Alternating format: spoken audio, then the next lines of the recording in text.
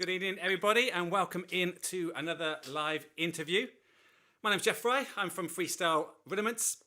Tonight's show is presented by Marching Drummers Academy. Hope everybody out there is very well. We've got another awesome interview this evening for you. Couple of things to clear up just while we're waiting for people to kind of drop in. So get yourselves, if you're not already, over to the Marching Drummers Lounge. The Marching Drummers Lounge is the group associated with us. What we've got in there is plenty of other marching drummers, all chatting about all things marching. We've got live lessons in there. We've got lots of discussion. We've got YouTube lessons. And we've got these previous interviews. So if you want to check out the previous interviews, we're already on show number 20 of our lessons. And we've done, I don't know now, countless amount of interviews. So get yourselves in there and check that out. If you prefer YouTube, maybe get yourself over to YouTube and check out the Freestyle Rudiments channel over on YouTube. Again, lots of lessons teaching you everything from how to hold your drumsticks all the way through to how to play all sorts of snare breaks, exercises, and everything and in between. During this evening's interview, if you've got any questions, then just simply type in your questions in the comment section, either on YouTube or on Facebook. It comes up. You're going to see me looking at the screen every now and then. It comes up on my screen here, and I'll do my best to get your questions answered this evening. There's always a bit of a delay, so when you type in, it'll take a minute or two before it pops up on my screen. So I'll go back through and read those and do my best to get those answered. So I think what we'll do tonight is we'll get stuck straight in. At the start of this, we never have any way of giving a big round of applause when I bring our guest on. So what I ask you to do, stick some little memes up, stick some little clap signs up, type C on your keyboard loads of times, and give our guest a big welcome. So most of us as drummers have got kind of an idea of what our dream job would be. And my guest tonight has got for what many people would be an absolute dream job. So the band that you just saw a few moments ago in the introduction, well, he's kind of the main man as far as those guys are concerned. So from his time joining in 1997 all the way through to 2017, he was gone from private to Bugle Major, which basically means bottom to top. And he's now responsible for all of those drummers and buglers that you see in the Marines. He's on the Society of International Rudimental Drummers. He's an independent artist for a British drum company.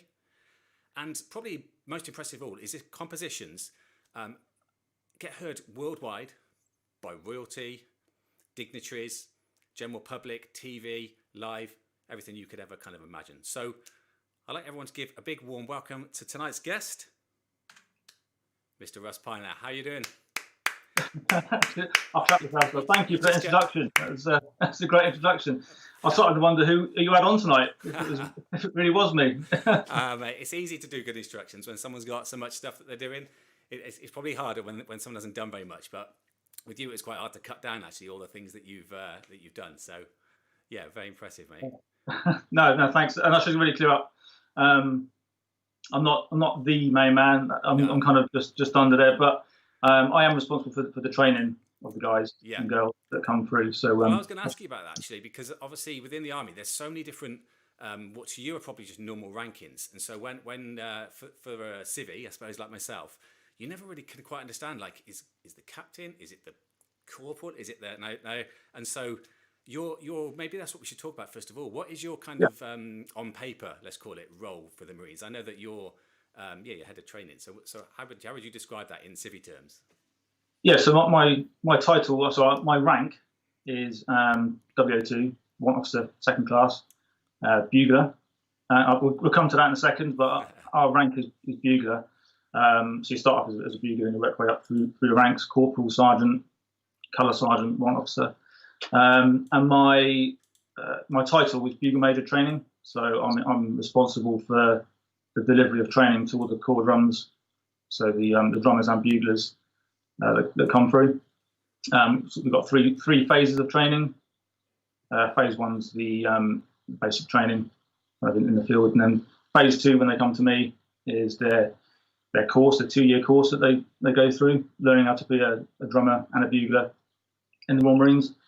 And then beyond that is phase three, which is when they're looking to get promoted to become like corporals or sergeants and beyond. So I kind of run those courses, manage those courses. I've got a fantastic team who actually deliver the training underneath. But I do all the sort of paperwork. I I drive a desk nowadays rather than get to play. So it's a little bit sad because I don't get to play as much. But that's always the way in any industry, isn't it? You start off doing all the work, and eventually you get so high that you end up sitting behind a desk and just trying to do more of the drumming. I'm sure you still get to do a lot more drumming than you would if you were, in other positions. Yeah, definitely, yeah. Because there's always a drum pad floating around somewhere, and I can jump on and for sort of 10 minutes do some power drills. Well, what I wondered this evening, what I normally do is we go back to the beginning. I decided what we do this evening is we're going to do that second, only because I'm so intrigued to know the video that we had playing at the start. So some guys are just dropping in and would have missed the original video, but I think it's going to come up the screen now, and I don't think you'll hear it, Russ, but everybody watching should hopefully hear this. So this was just a section of your performance, and you've got all of the different, well, I can almost call them companies, I don't know if that's what you would call them, but companies of drummers there playing together in one. Now, my question, we may go into what they're actually doing later this evening, but my question for you would be, to begin with, how do you go from, I'm just going to switch this off, how do you go from blank piece of paper to all singing or dancing performance that we see there with lights and everything like that? I know obviously there's other people involved with the lighting, but for you as the in drums, like, do you have a big part in the creation process? How does that work? Well, that's one of the most rewarding parts about our job, because I'm sure it's the same in drum corps, but we get to write all of our music because it's so niche, so particular. We get to write all of our own music. So the piece there, I think, was that last year? I couldn't quite get the year. I think it was last year. Sorry, you didn't get to hear it. Yeah, it was last year at the album. Yeah, a couple of the guys in the core drums would have put together, and basically every year we have a competition, and then from the competition we choose the pieces for the big events. So that being one at the Albert Hall.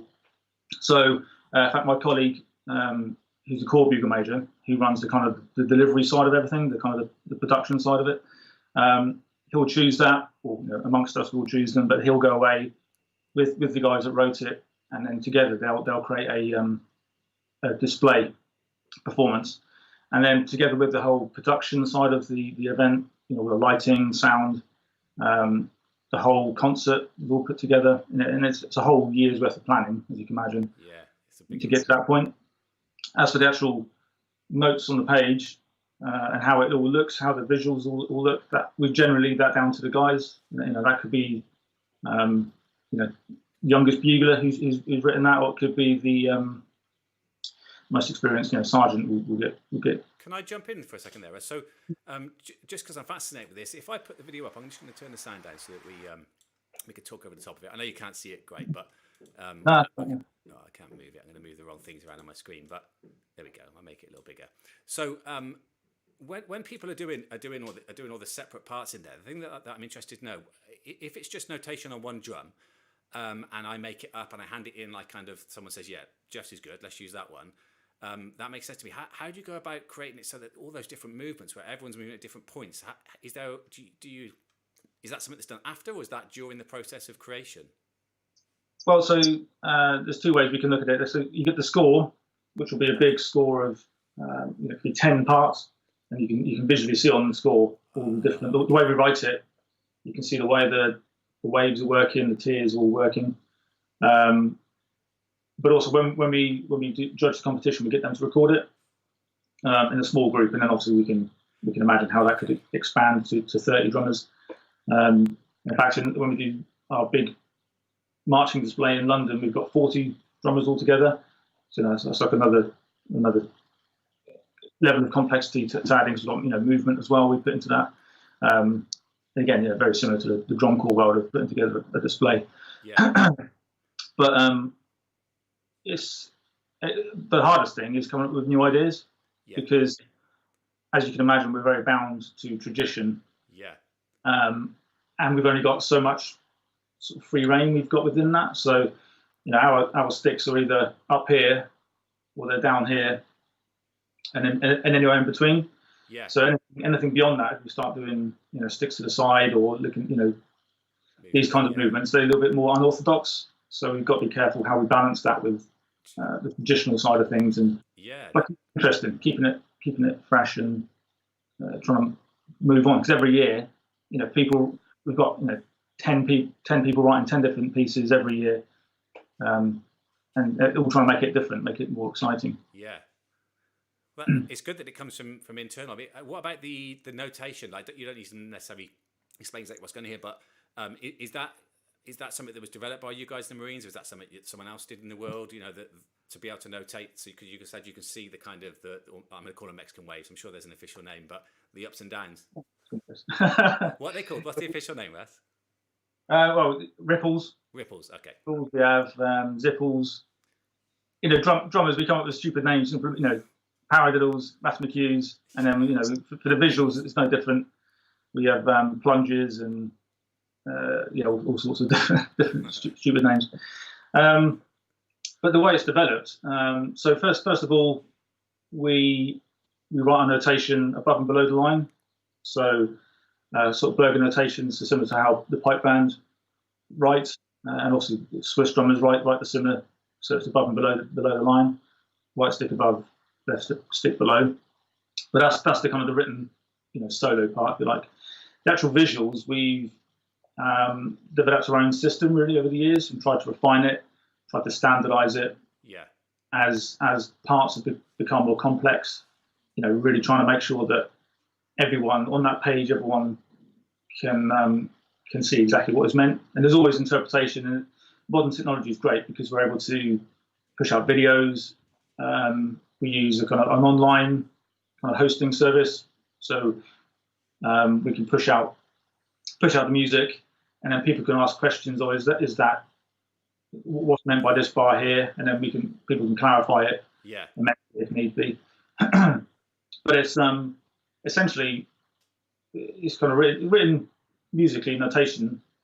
So the ripples will be semiquavers, like 3 semiquavers, all shifted down the whole score. Yeah. And then any stick work. So like in American writing, they would have the right and the left. Yeah. Written code to denote sticking. What we do whenever we write a right and a left, that means actually playing the right stick or left stick up, and then you have up or a U and a D for down. Yeah. You go right, left, down, and up. So it's fairly simple to explain it. Yeah. Yeah. I mean, if I could, I'll show you a part, and then we could. I like the part. Yeah. Have a quick look. No, sorry. No, okay, but we'll maybe stick it in the group. We'll get a copy. I'll get a copy of you if I can of something, and we'll stick it in the group. So Marching Drummers Lounge. We've got a Facebook group called Marching Drummers Lounge. Get yourselves in there. It's free. There's no catches. It'll ask you a couple of questions when you go in about whether you were how long you've been playing drums and things. If you don't want to answer those, that's fine. Just click next, and it'll add you to them. We'll add that in there. That'd be interesting to see. Well, just so people can see how different it is, and to see if I can make head or tail of it. I'm sure they will.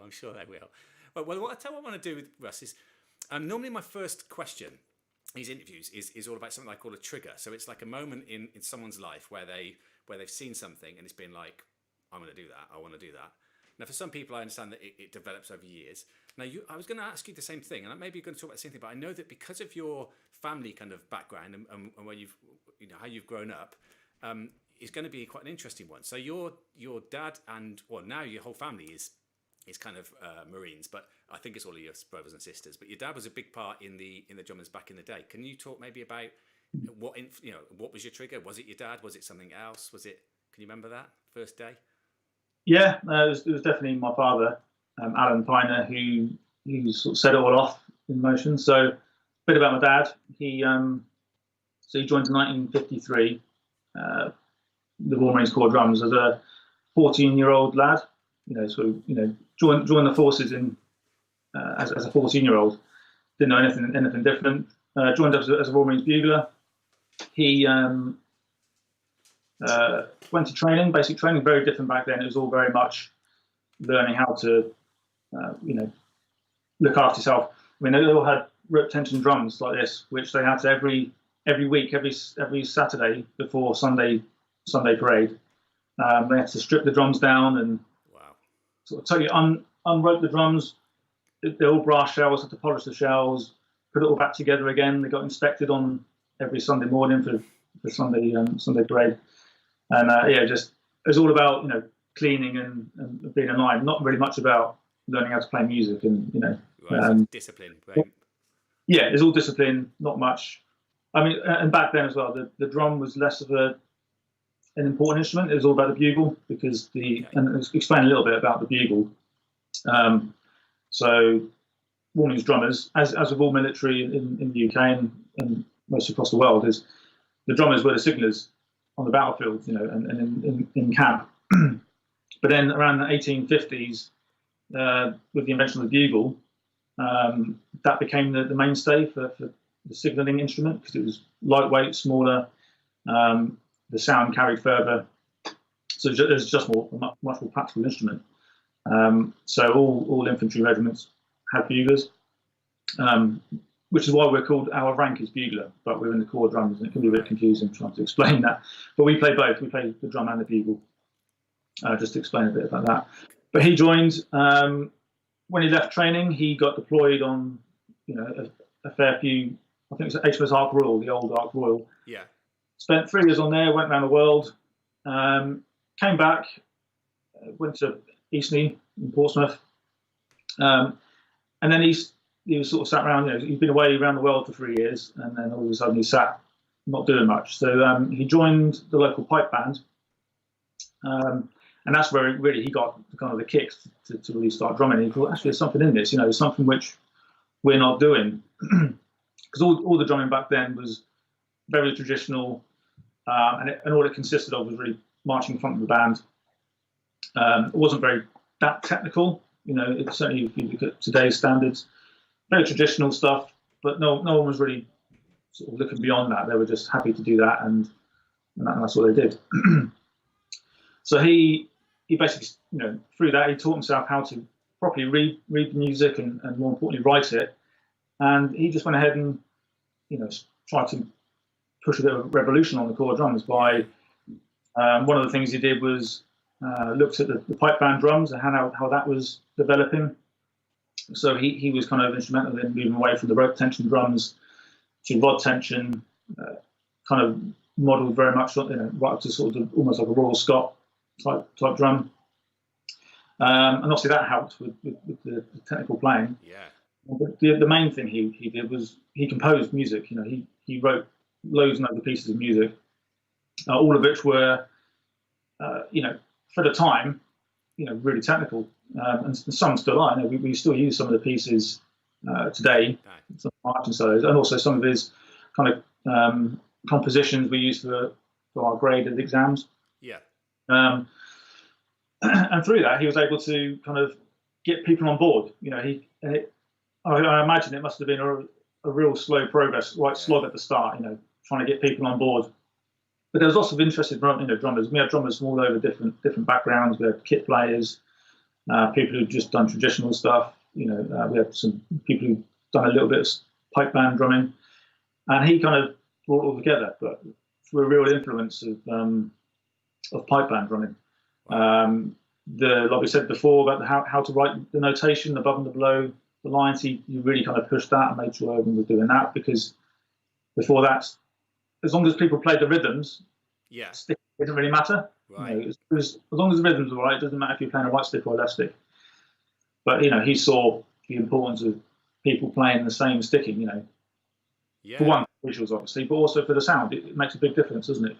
100%. I mean, Russ, can I just jump in really quickly? So I'd like to sort of correct me if I'm wrong with this. So my understanding, I've only learned this in the last few years, is that literally back in the day, and I mean literally like hundreds of years ago, there'd be a drummer or a bugler on a ship and someone in the port, and you're literally playing something that they then recognise means bring the boats out or something like that. Is that literally as that? Because obviously before any sort of radio or anything, they needed some way to communicate around the ship. Most of the calls we did would have been routine daily calls, like go to dinner, go to bed, wake up, that kind of stuff. On board ship, action stations, if something happens, where people need to go, what is the routine, line station. Load. We, in fact, in training still, we get the guys and girls to learn all the different calls we've got, I think it was 50 odd bugle calls they learn. Probably only a handful we still use today, but it's just part of that kind of our history that people understand the bugle calls. The same with the drum calls as well, drum salutes and things. I imagine your dad had a big barrier against him at first then, because you're literally saying to people, look, we don't use these calls anymore. Can we start playing some music? It almost feels like that would have been the situation. Do you think that was what it might have been? Yeah, well, certainly for the drum, yeah. Because, there's a lot of, the old guard, if you like to call it that, the old and bold, they would have had a bit of a problem, with this young upstart. Yeah. Suddenly rock all this crazy music, and the old guys, well, I've done this for 20 years, I don't want to start learning that. Yeah. So there was that uphill struggle. And, for the fact that he was just a bugler, he wasn't a high-ranking NCO or anything. He was just did it from the ground up. And it wasn't just him. There was others around him that were writing and pushing this as well. Yeah. And in fact, a big thing happened in 1979. So up until that point, the Royal Marines drummers were still part of the units in the Royal Marines. So they weren't part of the band service. They were also part of the fighting units. Okay.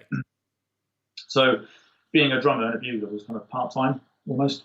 And in fact, the Army drummers and buglers that we have today, they have the same sort of system where they're actually infantry soldiers first, Right. but do drumming as like a secondary role. So we were the same. So, in that situation, there isn't that much time to practice, No, it wouldn't be, no. to hone your skills or to get together as a group and really sort of work as a team. And so it must have been doubly difficult. But 1979, we got brought into the fold of the band service, the wider bands, which meant we were that became our primary role, to be drummers and buglers. I see. And from that point then, it was, momentum started to gain. All the work my dad had done through the 60s and 70s, it started to come through, and you get a whole turnaround of a whole new generation being brought up on that. They start to get it, and then when you go to the 80s, we've got a whole new sort of breed of drummers who are really that's now the norm, Right. In fact, my brother, he joined in 1985, and he, his generation was really the first of the new breed, if you like. So can I jump in again? Sorry to jump in, Russ, but so your dad, what year did your dad still have an active part until? And was he there when your brother was there? Yeah. So he left in 93. Okay.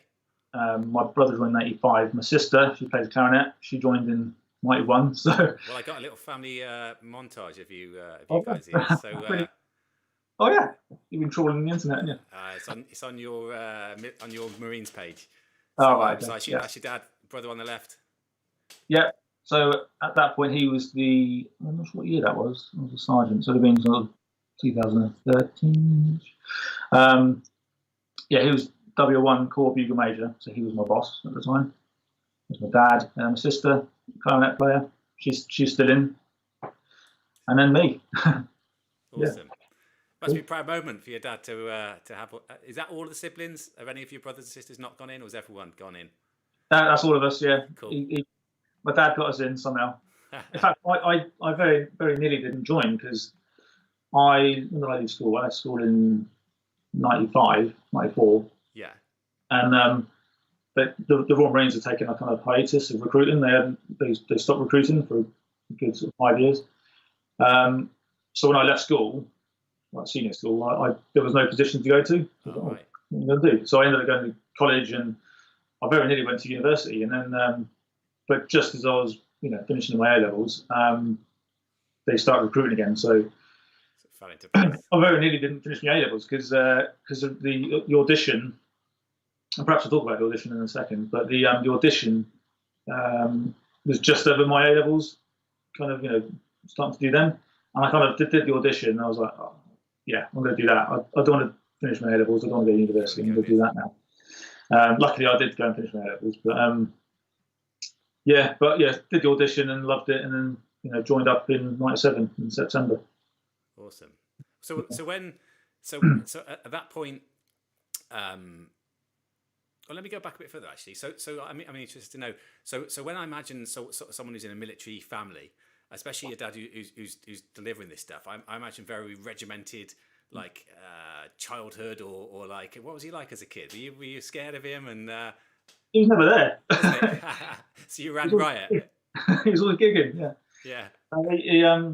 Well, because I should say, going back to my inspiration. So I joined the local cadet band, which was modelled on the Royal Marines, the Royal Marine Infantry Cadet Marching Band, back in the 80s, and we got pretty good. You know, it's quite a good band. We had like, I think at its height, we had over 100 members of the band. You know, it's a pretty big band. Yeah. But he taught the drummers, the buglers. So he taught me from a young age. You know, I remember. So my earliest memory of wanting to drum. So one of the things he did, and he still does. He repaired old rope drums. After all those years of having to do it, yeah, he knows what to do. Training. He obviously had left a mark on him because he would do up old drums and sell them on. But I remember in the hallway downstairs, he had I must have been about 4 years old, I think. But I have this real vivid memory of going downstairs one night, this brand new rope drum he just repaired, and I grabbed a pair of sticks, and it's about sort of 10 o'clock at night, and I'm banging the crap out of this drum, waking the neighbours up. But I remember that. And then as soon as I could, I joined the cadets, and and he definitely enjoyed, imparting his knowledge that he'd learned. But I remember on you guys playing paradiddle-diddles, over and over again, on the dashboard sort of thing, just learning rudiments. And he really instilled that idea that learning your rudiments is really important.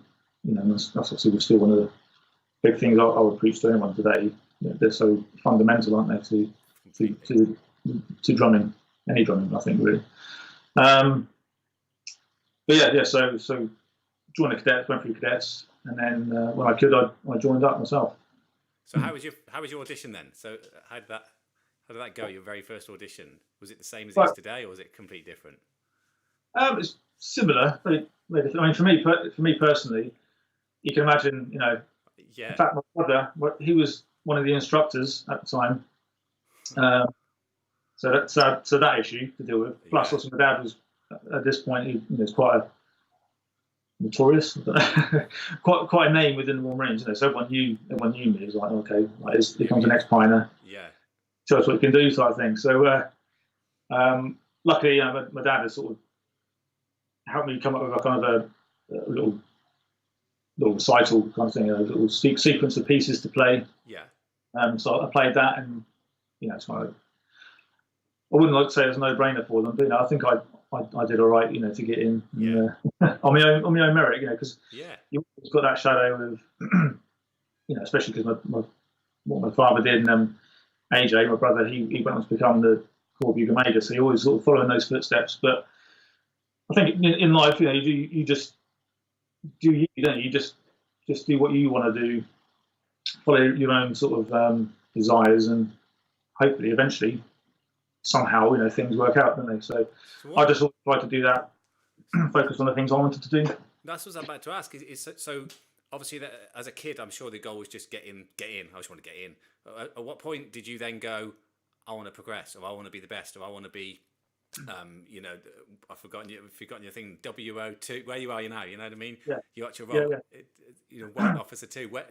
At what point did you start to get those, or was it natural, just to flow? Yeah, for me, I was never one for really, really pushing promotion. Kind of, I just sort of did what I did. When I was in training, the idea was just to get out of training, get to a band. But at that point, I was really keen to. I remember when I was in training, we had Jim Kilpatrick come to the School of Music and gave a masterclass. In training, when you're in training, the group of lads I joined up with, sort of competition between us, who was the best drummer or whatever, I was sort of up there, and you kind of think, oh, I'm doing all right at this, and then Jim Kilpatrick comes along and like blows the tops off. Yeah, okay, I need to do some practice. So that was my focus, to really practice and to try and get better and try and learn as much as I could about about drumming as I could. I wish when I was a kid I'd known more about the DC UK scene. Yeah, Got more than that, because I was down the south. I think it was more something a little bit further up. it would have been, yeah, a lot down there. But if I'd known about that, I'd love to have got in that scene. But yeah, so that was trying to become a better drummer and also start composing, writing things, which I did. And I think through writing stuff, you do, in a weird way, you start kind of coming up with crazy, using rudiments in different ways and challenging yourself, both by your technique, but also pushing yourself how you can write stuff. So I really worked on that. And then promotion comes along. You kind of get nominated for it, and you sort of push yourself forward, and it's just a natural thing. You get to the first rank, you think, I'm doing all right, and then you kind of spend some time and you get comfortable, and you think, well, actually, I think I'm going to go on to the next one. And I'd always sort of, my kind of realistic goal that I tried to set myself was to become, where I am now, Bugle Major training. Yeah. To get beyond that, to get the next rank is a lot of kind of being at the right place, right time, because there's only one, there's only one position, so it's right. Pretty tricky to get that. But yeah, so I'm happy where I've got to now, and as I said, I've just done what most of the time, I've just tried to do what I've been interested in. There's lots of stuff that has happened recently, in the last sort of 5 years, which I was very fortunate to be involved with and be a part of. Going through the ranks.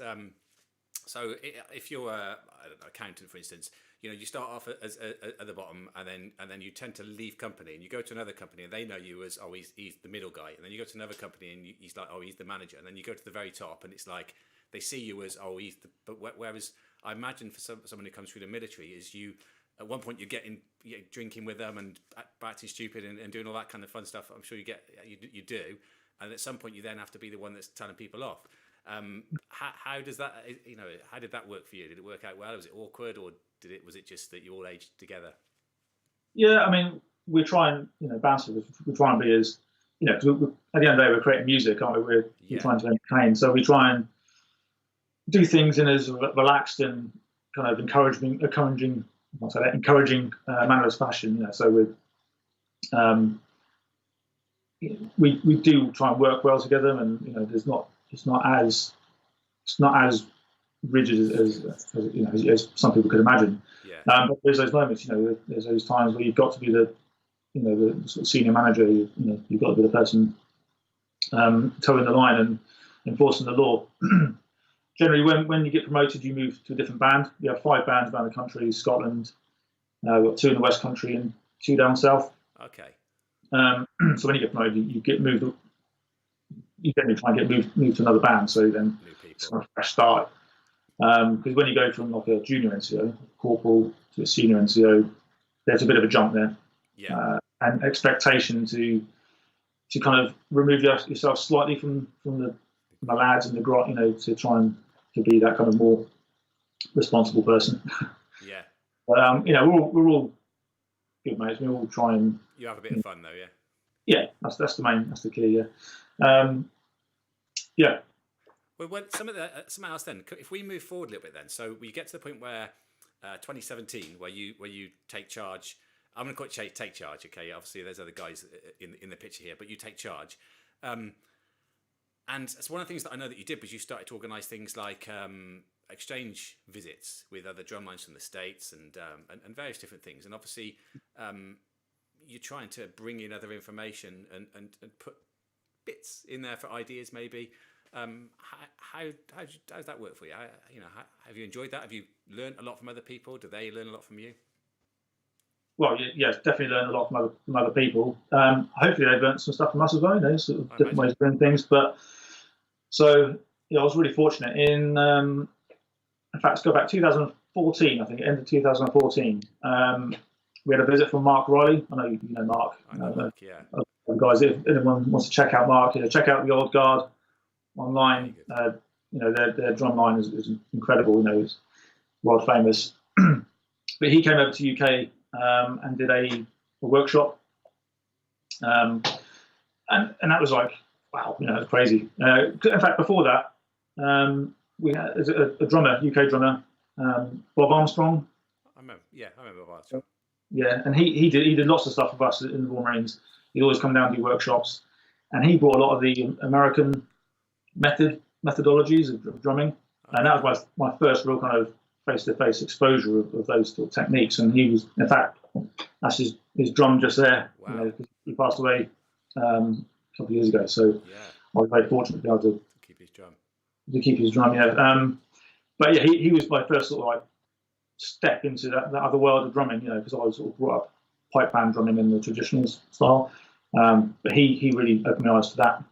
So when Mark came over, you know, to see like someone who spent their entire life playing that style of drumming was like, wow, you know, we're going to get some more of this. But I was really fortunate because in 2015, I was able to get on an exchange with the Hellcats in West Point in America. So it's like their officer training academy, and the Hellcats are their drum and bugle field music group. Who the incredible Geoff Fry, he'd only just recently joined, I think, like a couple of years before I got there. But he was like the kind of, you know, the main man out there for the drummers. So I was able to spend, you know, sort of 2 weeks living in West Point in America, to sort of get to understand that, you know, and basically have, you know, Geoff Fry teach me drums for 2 weeks, which was amazing. You know, I got to play with the Hellcats and did a play with them, and I remember it was really cool. They invited me into the high school on the camp, and on the bass, and I got Jeff Michael, so Geoff Fry's son up. He came up and he did some. I think he played 3 camps. You know, it was really cool, you know, because he just started. If you see him now, he's an incredible drummer now. He'd have been young then. Yeah, I think he was 13, 15. I can't remember how he was, but he was a young lad. But he, you know, from where he was then to now, it's incredible. So yeah, I spent 2 weeks there. Then later in the year, we went to Pasek in San Antonio. Got to perform. You know, this is like ticking my bucket list off. You know, now. So went to Pasek, got to perform with the Old Guard and Mark Riley. You know, we went over. We did a little presentation for the Royal Marines. The Old Guard came on. They played like British Grenadiers, and we did some crazy army stuff. You know, got John Wooten, you know, just down the line from me. You know, you've got these amazing drummers on stage at Pasek. It's like, it's crazy. That's brilliant. So, you know, that's where you really start creating these connections and branching out across the world. Then the following year, so if that wasn't enough, I don't know if anyone online have heard of Fastnacht in Basel. It's like the world's largest drum festival. It's like, you know, literally thousands and thousands of drummers. This is the one on the street. Is this the one on the street where kind of people get dressed up crazy and all that kind of stuff? Was that? Yeah. Check it out. I know I'm sort of moving ahead, but you know, this period of like 3 years was just like got me started, you know, on the kind of the interact with everyone from across the world and trying to build these connections. But got to go to Fastnacht, and just going there was incredible. But we actually got to perform. There's a Dutch drum group who invited us to play with them. Trommel Group West Netherlands, with Zander van der Blog. So he invited us over. He came over to the UK, did some workshops with us, because the drumming is, I mean, if you hold the sticks, they hold the sticks like this. Right. Yeah. So not quite. So it's completely different for you, yeah. But that's actually quite like that. It's quite comfortable. But the way it's written and trying to memorize it all, it's just, you know, it took me a good solid 4 or 5 months to try and get, you know, I think I learned 4 sets of marching solos, and that was hard work, you know. But it's amazing. You go there and you just on the Tuesday it's like international day, so everyone can just join in. But it's like the whole weekend of drummers marching around, stopping at a pub, you know, and outside each of the pubs there's, you know, hundreds of drums just stacked outside. The drummers go in and then come back out again and set off again. It's amazing. It's crazy. So is that an annual thing, yearly, or is it every few years? No, it's every year Every in sort of around March time. Obviously, it's cancelled this year, unfortunately. yeah. But if you ever get a chance to go to Switzerland, go then and go to Basel and check it out. Is just out of this world. Brilliant. It's crazy. But in addition to that, whilst we were out there, we got to work with Top Secret Drum Corps. Yeah. Because for our big concert, the one you showed at the start, Mountbatten Festival of Music, we had Top Secret coming over to do a joint performance. So when we were out there, we sort of touched base with those guys. And then leading up to that point, I'd been given the task to kind of work with their lead drummer to create the display for the concert, which was really cool. So it was kind of before this modern technology. So not modern technology. Skype was still a thing, obviously, but we hadn't had COVID to kind of really think, we can use this properly. Yeah. But back then, back in 2016, we were using Skype, and me and Joshua, we were sort of bouncing ideas off each other, what we could do, how we could choreograph it, because we didn't really want a drum battle as such. Well, we wanted that to start with. Yeah. So our two very distinct styles, and then at the end we sort of come together and we do a bit of each other's, and it works really well. And by far the best gig I've ever done in my life. The fact that I was able to help choreograph it and help write it, but also to actually perform it as well. At the Albert Hall, massive standing ovation every night. We did it, and it was just so cool. And to play that style of drumming as well, totally different to what we would normally do. Just a real honour, privilege to be asked to do that. Yeah, so that was crazy. So go on. No, I was going to say. So when you see these other styles, I know you mentioned earlier that there's certain traditions that you've only got certain things. There's got to be a I don't know if the desire is the right word, but to sort of slowly push those barriers a little bit that you're kind of allowed to do. I know obviously you can't. I don't want you to say like, the captain says, but there's obviously people within your organisation which are going to want it. No, we like it the way it's always been because this person does. But do you get more certain times or certain shows or anything where you really get to push it a little bit more? I saw that when you did the Mountbatten that we just did, there was another clip on there which I don't think I've got on here actually, but where you guys played an American piece. I think it was one of Mark Riley's pieces actually, but. Or Joe 90, was that it, something like that? But you dress different. Is that your chance to maybe try that stuff out? Or? Yeah, well, that concert is a bit of a showcase. I mean, there's obviously times and places to do these kind of, to push the envelope slightly each time. And that concert is one of them where we'll always do our traditional stuff. We'll always do they're called drum statics. When we're in a big block, we'll always do that. But we also try and do a feature of some sort. So, Top Secret was one. We've worked with Craig Blundell a few times. Craig, if they don't know, I know Craig will often say it and mention it, but he was Warman's drummer, bugler. I'll say drummer. He doesn't necessarily talk about his bugling career that much, but we've worked with him and done, the crazy stuff that he does, all real kind of crazy mixed meter stuff, and throwing some real kind of off the wall type performances, light sticks and things. We've done a few of them. We did the old guards Joe 90, Adventures of Joe 90, which again was really really good because it's a different style of music. So every time we do something like this, where we do something slightly different, we're just pushing that envelope slightly further up, and then we gradually, kind of almost subconsciously try and bring in these things to our more traditional style of drum. Because what people forget is even stick work, that's not really traditional. We weren't doing that in the 1600s. That's true. Yeah, pretty modern thing, really. In history terms, it's probably about 100 years old, maybe a bit older. So it's not that traditional. We really talk about it. So we've got license to gradually push it. The important thing, which I'm sure you'll appreciate it, is whenever we do something, it's got to be right. It's got to look slick. Yeah. It's got to look effortless. So it needs these ideas we come up with often need time to sink in, to kind of go back out to the drummers, spend a bit of time thinking about it, and then gradually over time we'll perfect it, and then it'll come to a point where I think, actually, yeah, that's working now. Well, we can put it into our next show.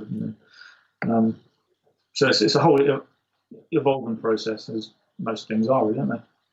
No, I think it's interesting what you said, really, because yeah, the traditions have almost become traditional, hasn't it? The way that you look and the way that you move the sticks, and it's I don't imagine other countries necessarily doing exactly what we would do, and we wouldn't do the same as them. And so, yeah, I guess maybe it's slow transitions. Maybe in 20 years' time it will be slightly different.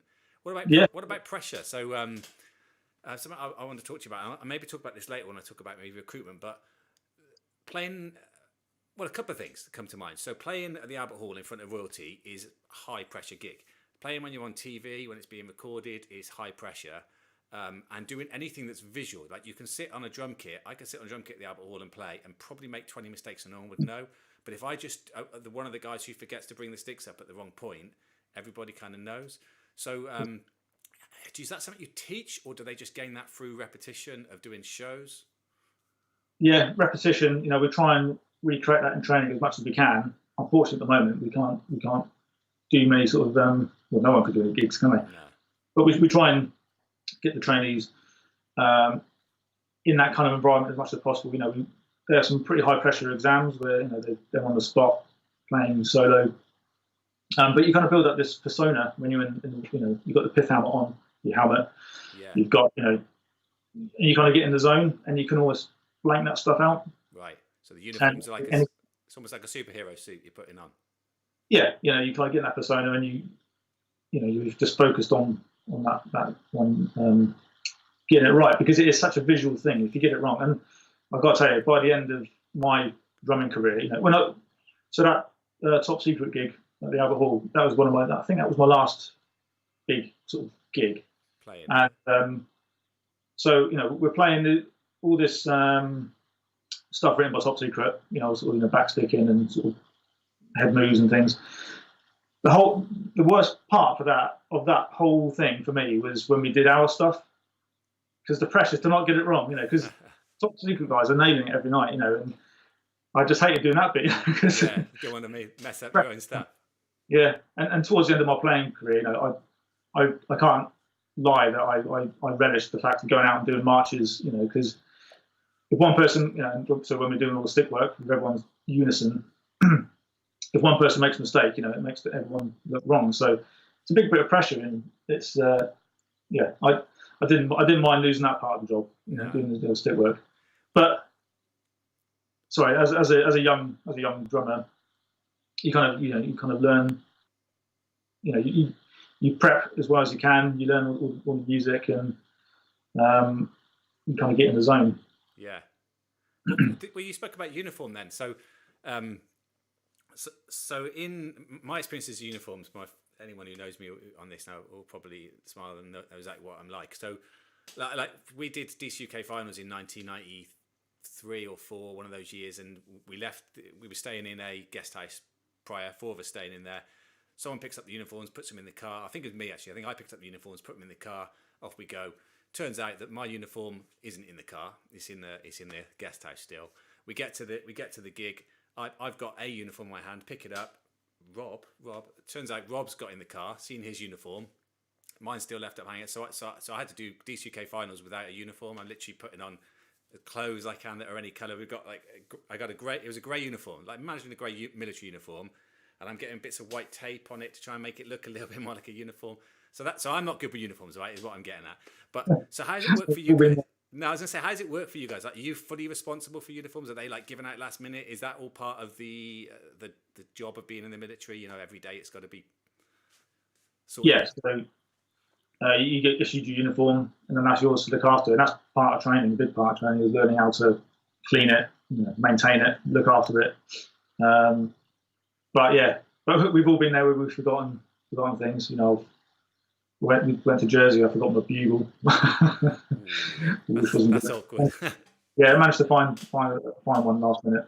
But that's part of the fun. Is sort of, like you're saying about putting bits of tape on you. Yeah. We've had people forget hats and drums and making drums out of bits of gold, all crazy stuff. But yeah, so you kind of adapt and overcome. But you kind of trained in the military not to forget this stuff. It does happen, but it's you become, it's your gear, it's your responsibility to look after it, maintain it, remember it. There's nothing worse. I got really paranoid at one point, like a whole phase of checking my gear. It becomes like a kind of what's the word? Kind of routine before every gig. You're checking your gear, every 5 minutes, make sure you've not forgot the. Is it like going on holiday and checking for your passport? Yeah, because you just get paranoid if you've forgotten something. Yeah. So, but that's a big part of it. Well, is that the same? So, this moves nicely actually onto the drums. So, I maybe want to have a little chat about the drums. Obviously, your drums have changed in recent times, and you're now fully endorsed with as an artist for a British drum company. The Marines are, luckily for you, are also using their drums. That would be awkward if they weren't, right? But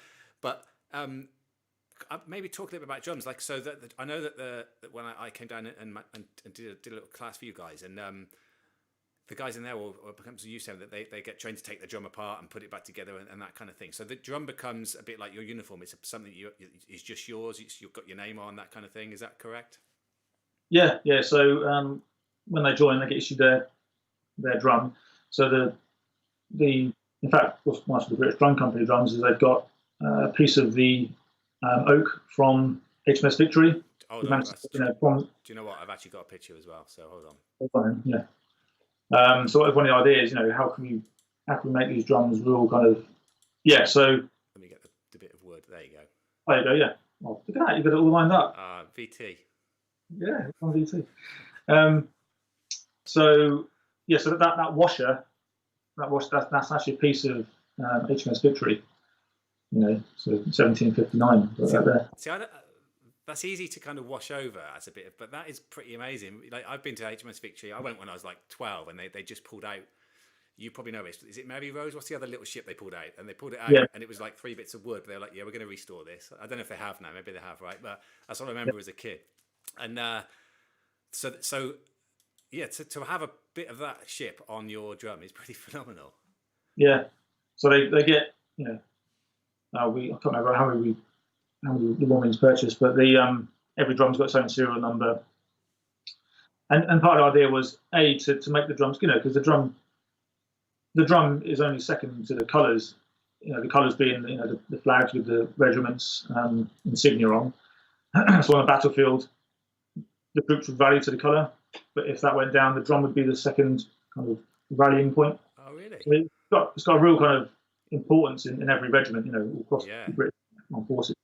And to really make each drum unique and special, that was a nice touch, which the British Drum Company are, if they could do, which was like, that's amazing, let's do it. So, contacted the trust at the HMS Victory, and they said, yeah, great. They gave them a big chunk of wood, which they then sort of shaved down and made all these washes, which was great.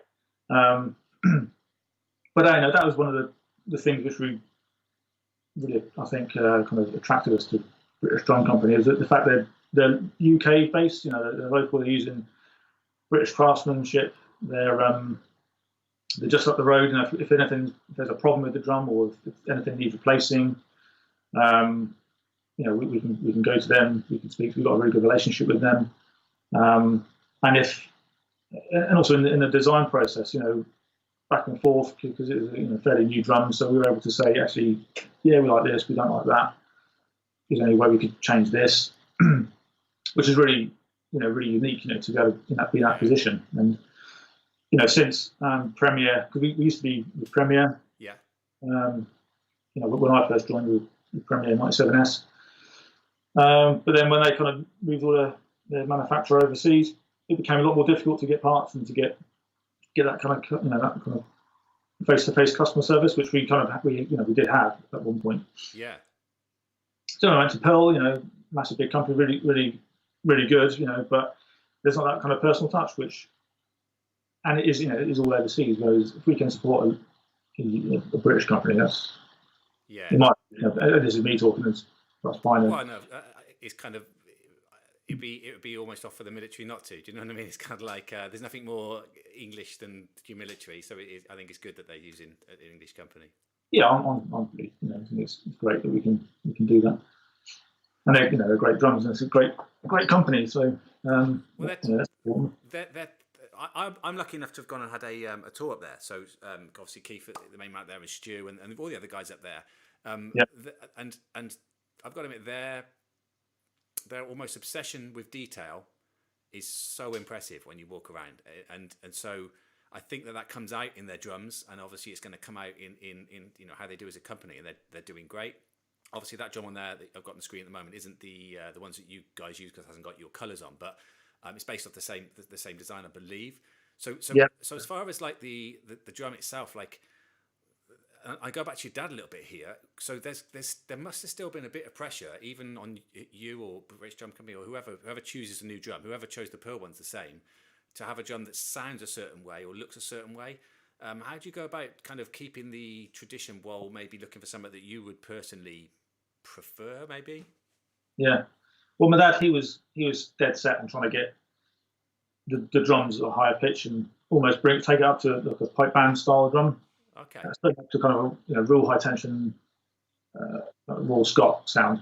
Because he introduced metal hoops. Okay. And even sort of Kevlar heads at one point, just to get that higher pitch sound. Yeah. We could take it slightly away from the traditional sound. Yeah. We've kind of come back from that slightly. We've got a slightly more traditional sound, a bit of a deeper sound. But it's got the two snares, so it's still quite a sort of wet sound, And it's kind of the traditional marching drum, which kind of that is now, is not really that traditional at all, because the traditional marching drum will be certainly one set of snares, and then on the snare head, and then probably rope tension, But the drum, the 97S, the Premier 97S, kind of really set the standard for the traditional marching drum, which you'll see around UK cadet bands and sort of marching bands. That's what they will use. So we were trying to get a drum which went back to the sort of the slightly higher pitch sound, but still with that traditional sound as well. Trying to come out somewhere in between that. So is that why you've got the two snares? So you've got the option of switching from one and the other? Yeah. Because we sometimes do take the snares off, and because the other factor is because we play, 70% of what we do is with the band. Maybe 80% is marching in front of the band. So they've got to be also, be able to fit in with the ensemble. Right. They can't stand out too much. Yeah. They need to almost be played like orchestral snare drums in some cases. When we're in concert band, so having those options is important. Do you ever use different implements, sticks and things, or do you have just one set of sticks for everything? Just one set of sticks. We're not that technical. No, one set of sticks, and but we do make different sounds with the with the snares when we need to. Cool. Well, you're an independent marching artist now for British Jumping. Obviously, that came at a great time, and then we had COVID, and so I was going to say that. So I'm sure you don't want to give away too much what you've got personally, Pam. But is there anything that we can expect from you with them at the moment, or is there anything that you can reveal? It was a real kind of bit of that anticlimax, shall we say, because it took so long to get. As you can imagine, I'm in the military. Everyone's got to be happy that there's no kind of conflict of interest. So it took a long time to get make sure everyone was happy that I can become an endorsed artist. So that took lots of emails and back and forth and checking the agreement and everything. And then finally got it ticked off, and then COVID came in. So all the things we had planned, doing workshops and doing going to stores and things and doing all kind of promos and promoting the marching drum, kind of all got put on hold. So I still yet to go to the company up to Stockport and get choose my drum and all that sort of stuff. So I haven't got one yet. So it's all been put on hold. But I do know there's lots of things. British Drum Company is a really exciting company. There's always something new that they're working on, that they're developing. all the great artists that they've got there, all the pipe band stuff, that the pipe band stuff was launched amazingly well. The axial drum with Jim Kilpatrick, Steve Shedden, and all the other guys that were sort of endorsing that product. It was really exciting. So it's a little bit of a shame that we couldn't do a similar thing with the marching drums, but I'm sure when we're kind of back to some sort of normality, whatever that is, we'll be doing workshops and trying to promote the marching drum, go around because a lot of the market for the marching drums, the traditional marching drums, is sort of cadet bands and youth bands. So going along to them, teaching, doing workshops to young kids and things, trying to get them on the page. Because I think what you're doing with all your online stuff and the academy is great. And I think it's what the UK has needed for a long time. A kind of an outlet to show that rudimental drumming is a thing and how to do it properly. Yeah. Because I wish I'd known all those years ago some of the techniques and things which let's face it, the Americans. Yeah. We took up to America years ago, and then as they do, they made it better, and they really honed that technical side of drumming. Really turned it into a kind of science, and kind of envious forever there because they've got so many good schemes and so many good school kind of like high school bands and programs to get kids to drum properly, and they've got so many good educators out there. But in the UK, we're often found wanting. I don't know what it's like in your experience, but yeah, no, it's exactly the same. I mean, the biggest difference I think or problem that maybe I should say that there's been with developing drum corps styles, because it could be anything. It could be freestyle drumming, playing to music, or it could be drum corps, it could be military, it could be anything. Is over there, that because of the way their school system works and the fact that they have like a football team, so there's always an outlet that guys can go and play at, and there's already going to be 1,000 people there because they're all watching the team play. And the sort of copy of that in the UK was DC UK or Bieber or the others, but for the one that I was in was DC UK. And so that you would do about maybe 3 to 5 shows every season, and that would be it. But you'd spend your whole life practicing for these little shows. And I think maybe what will help in England a lot is when we start to find ways that people can actually showcase themselves. And that's why I think YouTube and Instagram and things like that have been so good, because now I can learn some stick tricks. I can make a video on YouTube and instantly thousands of people see it. Whereas what would happen before is I'd have to join a corps, I'd have to wait 5 months for everyone to learn a show, then go and do one show. And so I think maybe the same for you guys. I mean, someone asked a question earlier, actually, which I'm pretty sure I know what it is, but I'm going to put you anyway. It was just saying thanks for the opportunity to participate in the VCOD. I think that was a virtual online performance that you guys did. And so that's a perfect example, I think, of maybe how these things start to get out to people, so kids and adults alike see it and go, I fancy having a go at that. So the academy that I've done is really setting people up for that. So all the information in one place. But let's do his question. So he actually said, so it's Keith Lehman, and he's just said, were the pieces specifically written for that video, or were they snippets from pieces that were already written or existed? Yeah, so we selected 2 pieces, all pre-written stuff. The first piece was actually a piece by my father, McAlpine, set of marching solos. So that was the first piece. And I think actually Suggs, hello Suggs, he took part in that. So well done. Good.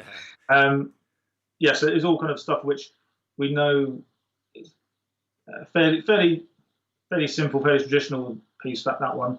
But one we knew, because we're trying to get a broader audience as possible. We're trying to, reach out to young kids, trying to reach out to, drummers across the world. Anyone, trying to make it as accessible as possible. And then the second piece was a piece called Love at Scout, written by a guy called what's his first name? Mash. Mash we call him Mash. He wrote that. So, but we knew we could work it quite well because of the visual effects. They were quite kind of simple. They sort of formulaic, so we could put it all together. In fact, big shout out to Chris Harris, he was the guy who put it all together. Hundreds and hundreds of video clips. That's a lot. And we had quite a quick turnaround, because we wanted to try and give as much time as possible to get as many videos in as possible, but then trying to get out as quick as possible. So he did an amazing job putting it all together. But yeah, but it was all pre-written stuff. I think the great thing about this sort of stuff for us is it enables people who maybe just had a bit of an interest to sort of try things out. I'm just interested to know what your thoughts are on virtual. So I've spoke to some of the guys, some of the big names actually of WGI and DCI, the guys who are at the moment kind of at the forefront, kind of deciding what's going to happen because of COVID, and they're very much on a sort of a knife edge or on the fence, maybe I should say, about whether people kind of buy into the virtual thing or not. They're kind of like, well, the players that are already doing it are a bit like, I want to play in front of people. They want that human contact. Whereas a lot of other people who maybe for the first time are like, maybe just a kit drummer, are like, well, I've always fancied having a go at the marching thing. I'll have a go, and that drags them in. What's your thoughts on the virtual world? Yeah, I think you've got to look at almost take yourself out of the equation. You know, we all want to play to an audience. You know, we want to have that buzz, don't we? But you've also got to think about what effect it might have on someone else who sat in front of their computer watching it, how that might inspire someone else. So, you know, okay, it's not as much fun, you know, doing a pre-recording thing or a live recording, but it's the effect that might have on somebody else. Right. That kid who might actually, you know, you've never seen it before, or, you know, and it's kind of, like I said, the power of the internet and Git and spreading, you know, drumming, rudimental drumming, whatever sort of drumming it is still as important as ever, isn't it? Yeah, 100%. And I think people view things differently. You know, when we were kids, I got in a band because some people in my street were in it, and they would like come up to school, and we'd go up to school anyway just to hang out. And there's a band, let's go and watch them. So now it's kind of like they see it on TikTok or Facebook or wherever. So I think adapting is definitely what's kind of needed. Well, just quickly to everyone, I'm just going to speak to everyone of us. So anyone's got any questions? The way these kind of work is you type them in as a comment, or you type them in on YouTube. And what happened is I pop on my screen here, and I'll do my best to ask a few questions. So if you've got any questions, start typing them in now. There's always a bit of a delay of a minute or two before they appear. So it can be about anything, or myself. If you want to ask anything about drumming, anything about the Marines, we're going to talk a little bit more, I think, if it's cool with you, Russ, about kind of how people get involved. So for me, coming out, I did DCI a couple of times, and then I came back and I went and taught for a further 2 years. So I was out there for a 4-year period, basically. And then I got to the point in my life where it was like I started a career, so I was working in IT, and it was like I got a house, and it was kind of like, and I got offered a big job in the States, and I just bought a house, so I couldn't do it. And so I was like, right, that's it for me now. I'm cutting off drum corps. I'm just going to go all in on kit. And that was how I got kind of into kit, basically. And that was it. I didn't do drum corps for probably 10 years, didn't go near it. And one of the things that I think I've said to you in the past is that I didn't even know that the Marines was a thing, especially as a full-time profession. And I'm sure there's other organisations, the Army and things like that. And I'm not saying I necessarily would have been it. I might have been taught how to not lose my uniform. But what I'm saying is I'm sure there'll be some people out there that might not know about what goes on with getting into the Marines that may benefit from watching this video. So as far as people wanting to get in, how does it work? Like what's the process? So that's a good question. The first thing I need to do is go to a careers office. You know, they're all around the country, so you know, to join the military, there's career. You know, well, first go online, really search online, search if you go on the Navy page, Royal Navy page, there'll be like a careers section. I can go on there. They can PM me if they want to. They can send me a message, you know, pass them along, because that's probably a neater way. But yeah, the first thing you do is go to a careers office and say you want to join the Royal Marines Band Service as a drummer. Then eventually, there's a lot of you know, medical things. You got to do, you know, tests. Make sure you're suitable for the military. But once you got through all that stuff and you've gone through the careers office, then you'll come down to the Royal Marines School of Music. Normally, we've been doing it virtually, obviously this year, but normally you come down to the School of Music and you spend a week at the school and you do some fitness tests. And then you go around and you see all the different music professors, depending on what instrument you want to play. You're doing an audition in front of us. We'll ask you some questions. You know, you're placing your pieces. You'll have an assessment on music theory and music oral. just test where you are for that kind of stuff. Reading skills, and then you have an interview as well. So we have a chat with it, and it's all geared around trying to make sure we're getting the right people in, but also that you're fitted into the right place, because in the band they play all different instruments. So you may have played cornet your whole life, but actually your embouchure is not quite right, and you might be a better French horn player, or we don't need any cornet players, we need French horn. So right. That's one of the things. But for the drummers, we're looking at are they good enough? But the main thing we're looking at is, are they going to be able to, have they got the potential? Is what we're looking at. Have they got the potential to go through the course? And it's a 2-year training course for the drummers and buglers, where you get so there's a Matt King, he's a principal snare drummer from the Bournemouth Symphony Orchestra. He teaches the drummers. We've got Elaine Close, she's the cornet instructor, but she teaches the buglers. So they get weekly lessons with them. They get academic lessons. They also get taught how to clean the uniform, how to march, how to remember the different drills, etc., all the stuff that. It's a whole 2-year course. So Russ, how many? Sorry, jumping. How many would you take on as average in a year? Is it like 1 or 2 people, or is there quite a lot? I'll say average is 4. Okay. And this is drummers. Yeah. 4 a year. We took 7 last year. It fluctuates. You have 7 one year. You might have 2 another year. It's all done on what's required and what's out there. Some years you have like a really good year where you see lots of really good people. Other years you only see a couple of decent people. So trying to gauge that and preempt what might be coming around the corner and who you can get, because there's some really great drummers out there that do come through, but it's sometimes you get one drummer come through and where have you been for the last 3 years? Why didn't you come 3 years ago? So how long would they sign? I assume it's with the military, you signed up for a certain amount of years. Is that how would work? Yeah, so it's a 20-year kind of group, but it's kind of broken down into like 10-year chunks sort of thing. But you sign up, and people think, oh, that's me signed up for 20 years. You can leave, obviously. Yeah. People do leave, but there's a certain amount of return of service once you've done your training, just to sort of. So the sort of MOD have got their money's worth out of you. So you've done the training, that's going to cost X amount of years. You need to serve. But people can leave. People go on to other things. So but if people have gone and done another career and then we'll come back. Actually, I might try that. We've had that. We've had lots of older people join. That's cool.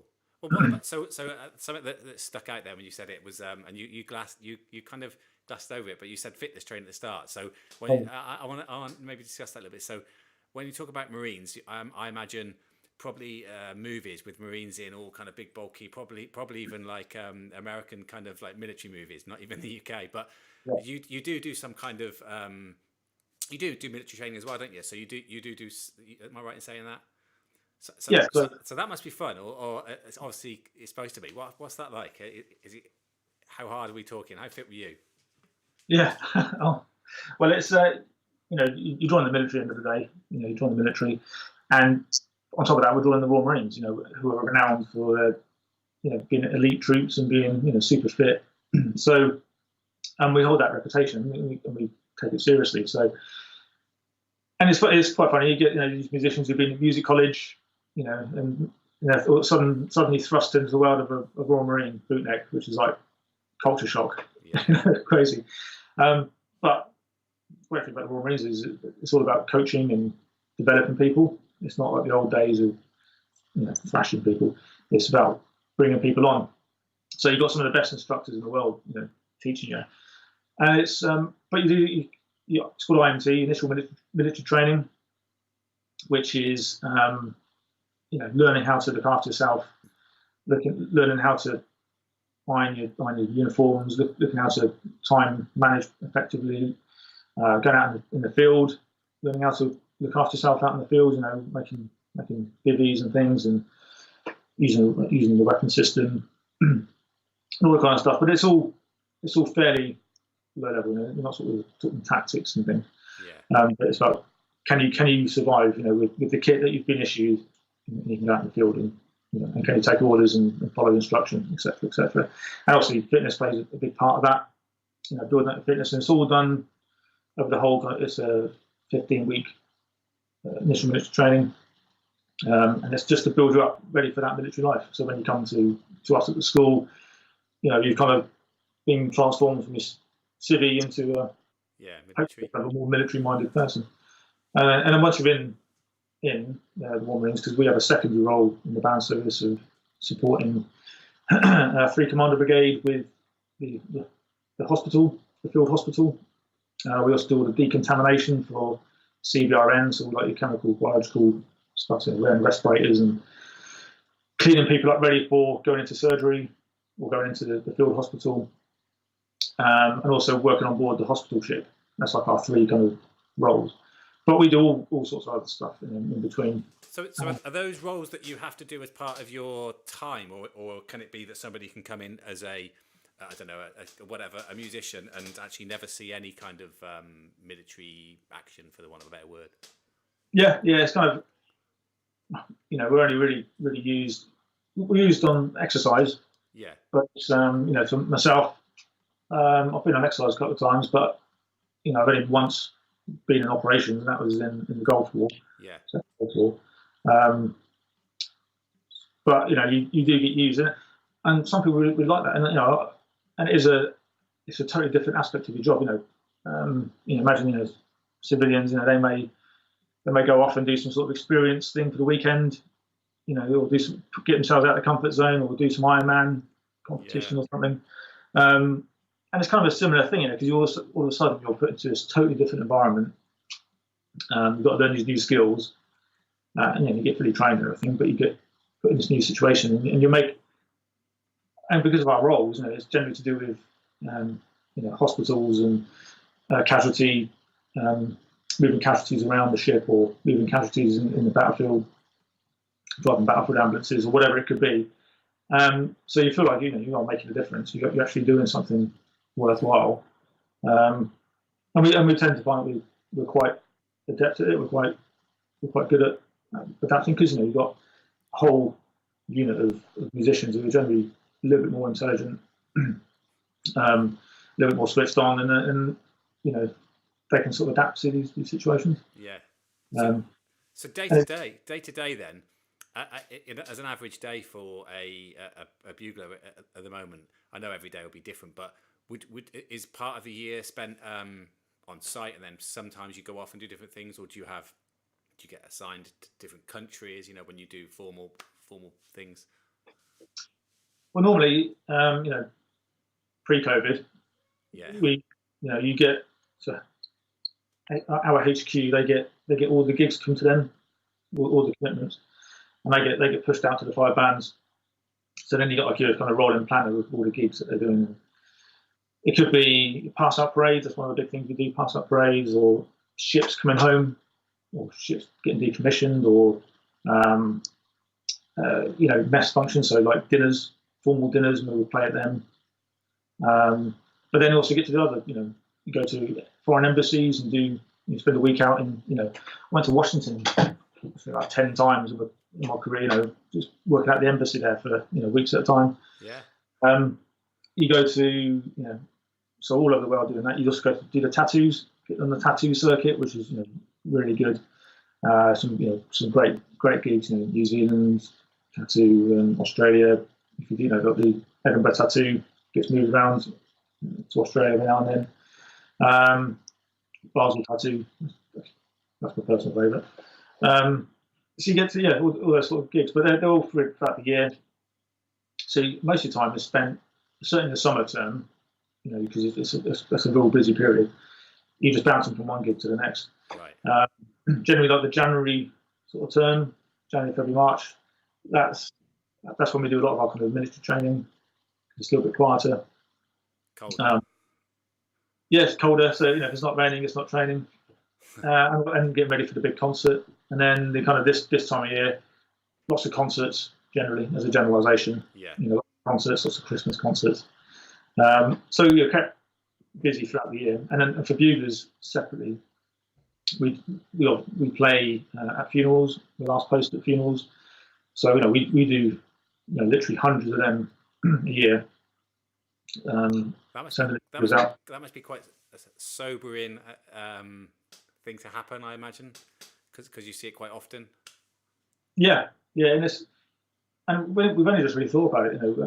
In training recently, the thought, if you've got this young 20-year-old who's just left training, may have never experienced anyone dying before, probably never been to a funeral, and then suddenly you're expecting them to go to a funeral where there's, all the family grieving, and expects him to play the last post on his own.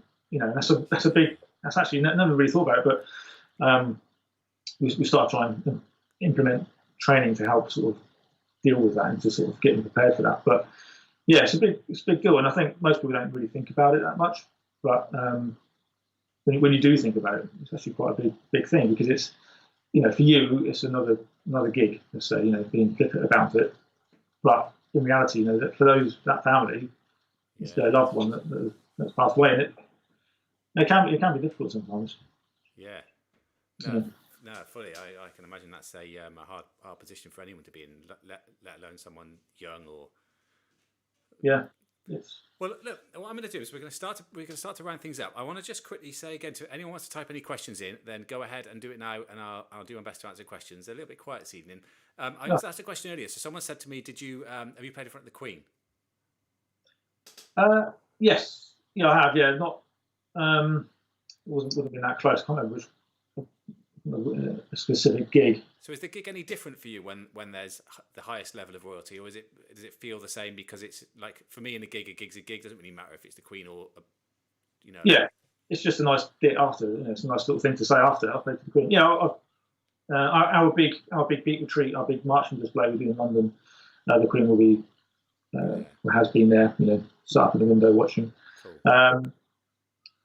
I've played about, I think, all the roles really. British Child. I did a gig a while back now, Hampton Court, but he was literally sat. He was sat kind of 2 foot away from me. On the other side of the table, and we got British Child sat there. And it's sort of like strange. 10 Downing Street played there. So never even walked down that little road before, and then actually doing a gig there, which is like a bit crazy. That's bizarre, yeah. Yeah, you got the Prime Minister stood in front outside 10 Downing Street watching us do a little drum display. That was cool. Yeah, so you get to see all the lots of different heads of states and royalty. Yeah. Well, what I like to always end with is I always ask the same sort of question actually. Now, it's obviously your answer depends on who you're thinking of yourself. But so I always sort of say to people, if you imagine that you can impart now 2 bits of information to somebody who's however old you were when you started, like 15, 13, whatever, that kind of age group, that they would be able to use to kind of help them get through a career similar to yourself, or maybe think of yourself. What 2 bits of information might have you given yourself, or advice, or anything like that when you were young? Is there anything you could think of that you would say, like, or things they should believe in or not believe in? Yeah, I mean, there's obvious one, practice, because you're never as good as you think you are. There's always someone better. And with today's technology, there's no excuse to not keep practicing. There's always something online you can go to. There's always something you can pick up. In fact, so you got a little plug for you. I was trying to. Oh, look at that there! I'll even get the big screen for that. Pick up a book. There's stuff online. There's always something you can look at. You can practice. So it's kind of 2 things there is keep in, but look outside your norm. Look for new and interesting things to practice. Look for inspiration wherever you can find it. I wish when I was younger, I'd looked a bit deeper and rather than, because you get into a routine, you get into a little bubble, don't you, in your little world. Your immediate kind of group of drummers becomes your world, and as long as you're better than the person next to you, that's all that matters. Yeah. But if you open your eyes and look beyond that and try and get that inspiration from elsewhere, then you're always going to get pushed. You're always going to never get comfortable. That's the thing. yeah, that's the main thing really, and I think just the other bit of advice is kind of just do what don't ever feel pressured to be something you're not, to don't anyone ever sort of force you to do something that you don't want to do, but do it for yourself. Practice because you want to get better. Yeah. Practice because you want to get that job. Practice because you want to achieve that thing. As soon as someone else is telling you to do it, it doesn't. It's not as fun. It's not as interesting, is it? So that'll be my sort of 2 bits of advice, I think. Good advice, I think, mate. I agree with both of those. Okay, good. I think particularly, like you just said, I mean, to everybody out there, so drum corps guys who'll be watching this and guys who are, I don't know, pipe drummers and alike, I was particularly blinkered, where it was like, we did drum corps was what it was all about, and drum corps was the best, and everyone else, it didn't matter, it was all about drum corps. And it's only as I've got older and then come back into it, I've met guys like Russ and a lot of the guys that Russ introduced me to actually at that gig that I showed earlier, that I started to look at a lot of other styles. And when you start to learn these styles, and then you start to see the guys who are really good in that style, or even the guys who are not so good, when you start learning it, you start to realize, there's just as much kind of juice in that area as mine. It's just I chose my area, I suppose. Yeah. So I'm with you. I wish I'd started looking at this before. Charlie, is it Wilcoxon? That solo. Yeah. I never even opened that book, and I had it for about 15 years until about 3 years ago when I was teaching it with a kit player, and then all the guys that we kind of met, everyone's into that book, and now I teach it all the time. Yeah. Have you done a solo yet for the Wilcoxon Challenge? Do you know what? I've had a message today from because I said to the guy who runs it, I've forgotten his name now. He's going to kill me forgetting it. But I said I'll do one of them for you. But you're going to have to pester me because I'll keep forgetting. And he's actually sent me a message today saying you're going to better get that done. So yeah, I actually taught it actually. So one of the lessons that we do that we've done on here, I taught the solo during that lesson as a good excuse for me to learn it. So I've just got to remember it now and perform it. Yeah, no, they do. Yeah, because we didn't mention actually the kind of the international scene, that sort of exploded recently. So just to talk about that because it's quite a big part of what I do at the moment. So 2016, I got invited over to Bern in Switzerland for kind of a convention, a symposium of all different, and it's predominantly military drummers, but rudimental drummers from across the world. So you had Americans there. So Mark Riley was there. You had people from Germany, Holland, Switzerland, Sweden, Finland, Singapore. All these different proper melting pot, different styles. So we had the French rudimental style. We had American, Swiss, and it was kind of the first kind of steps toward creating this kind of international society, community, which was later on became the International Rudimental Drummers Society. No, Society for International Rudimental Drummers, that's it. We had a discussion of how it should be said. So CERD, it's a bit of a mouthful otherwise, but CERD's the name. And then through that we try and organise, bring other drummers on from different countries, help support their rudimental developments. We've had, Greece, a guy from Greece, Alexander. He's recently sort of got really involved.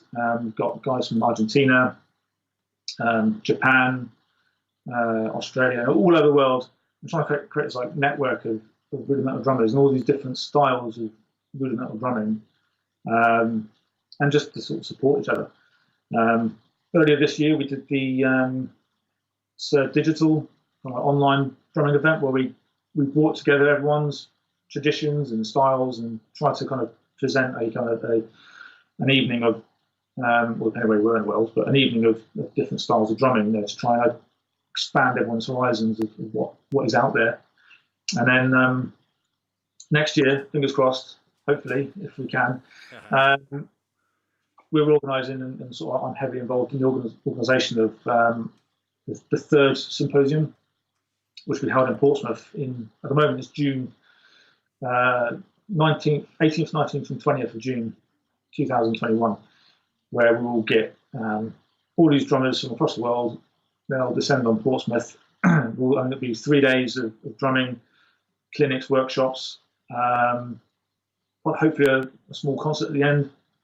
and just to bring everyone together again and learn from each other and experience everyone's different styles and traditions. So Russ, if people want to get involved in any of that stuff in the groups or maybe even events and things in the future, where's the best place for them to go? So you can go on the Facebook group, which is the Society of International Rudimental Drummers. Okay, I'm going to get that on my screen. Go on, you carry on. Okay, yeah. And there's also the website, which is rudimentaldrumming.org. I think I've got that right. We might have to put that on as a link. Let's just double check that. No, you're spot on. Rudimentaldrumming.org is exactly right. So let's quickly. Oh, there. Go look at that. Oh, where was it? I had it then, didn't I? There we go. So yeah, spot on. Yeah, so on there, kind of all the events, and it's a real international effort.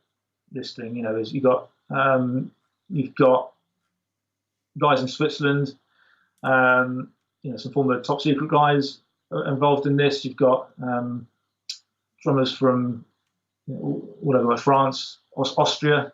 I think the Austria guys run the website. In this proper community, and and on the post on the page, it's any kind of events that we've got coming up, or any sort of local events in a certain country, we'll try and advertise that. Any events we organise as a society, we'll put on there. And if there's a new country that is just starting up, we'll try and get links and get people to deliver workshops online. In fact, I need to ask you if you can come on and do a workshop. Of course. For the community. Yeah, you told me to that, definitely. Cool. I've got you on camera now, so we can I can hold it. I could have just messaged you that, but no, definitely. I'm encouraging people to go and check it out. It's like so I've met a lot of these guys. First of all, going in, Stu Warmington and yourself kind of introduced me to all these guys, and they're really good guys all around the world. Everyone can speak English, which is a bonus, and that's because I'm not too good at many other languages. And everyone's just got the same interest. Everyone enjoys rudimental drumming of different types, and what's great is everyone's no one's really got just like, oh, mine's the best, we're not learning yours. Everyone's kind of learning from each other. So go check out the website and get yourselves you get involved in that, and it's going to grow. I'm pretty sure that it's going to grow, because each country's got a community of people that is, compared to a lot of other things, is relatively small, but together as a worldwide organisation, it's going to grow. Yeah, it's going to certainly grow pretty quickly, I would imagine. Yeah, and it's learning about where it came from, and how it's developed in the different countries and how it's evolved in the different countries, and it's great to see. You've got so in Argentina, you've got a group, Rudimental. So they're predominantly like a more drum corps style of drumming, but what they're doing is they've gone back to their kind of, because the drums, the first instrument, isn't it? It's the oldest instrument in the world, and every country's got a traditional drum of some description, and all like folk music and historical music is all indicative of each country. So all these countries got their own traditions. So what's nice to see is some of these newer countries that come on board, they're looking back at their traditions and bringing, sort of combining the two, like a fusion of the traditional old drumming and the modern. So that's really nice to see. No, fully. I like I said, I think it's brilliant. I think every country likes to have its own little tag, I suppose I might call it. And the best way we're going to get better is learning from each other. So, 100%. Yeah. Okay, right. Well, I'm going to start to round things up a little. So, any guys who are watching this for the first time, make sure you get yourself over into the Marching Drummers Lounge on Facebook. The Marching Drummers Lounge is basically where we have all of the previous interviews. We've got dates and times for any further interviews, which we will be doing. And any of the lessons, you can see there's all sorts of stuff in there. There's lessons, there's how-tos, there's people putting videos up saying, can someone have a look if I can improve at this and this and this. So for any little group in there on Facebook, Marching Drummers Lounge, if you search for that. Same over on YouTube, Freestyle Rudiments over on YouTube, same thing. What else have I got here? So there's a little example there of the sort of thing that we do. So we often have online lessons. I'll teach you some online lessons. We're teaching all different things. And you can find out about the schedules for those on those 2 websites. So tonight's been awesome, actually. I really enjoyed tonight. Big thanks to you, Russ, for giving us your time and your knowledge. As you said, people can maybe DM you. What's the best place to get a hold of you? Facebook, Instagram, or elsewhere? Yeah, Facebook. Okay. Just Well, there Russ you go. Piner, or Instagram, Drum Russell. Cool. On Instagram. I'm always happy to answer questions, or if anyone wants any help, or if they've got they would like a career in the Marines, I'm always happy to ask and point in the right direction. Yeah, so just reach out to me, and I'll try and help you best I can. Well, there you go. Right, so you can't ask for much more than that, right? Straight from the horse's mouth. So give him a shout if you're interested in that. We'll be back with another interview maybe next week. I've got to sort some times out. It might have to go to the following week, but as I said, get yourself in the Marching Drummers Lounge, and we'll reconvene then. So again, I wish I could give the crowd a round of applause, but thank you very much for coming on. And well, thank you, Geoff, for inviting me on. Pleasure. It's really good to come on here and talk drums for the evening. It's great.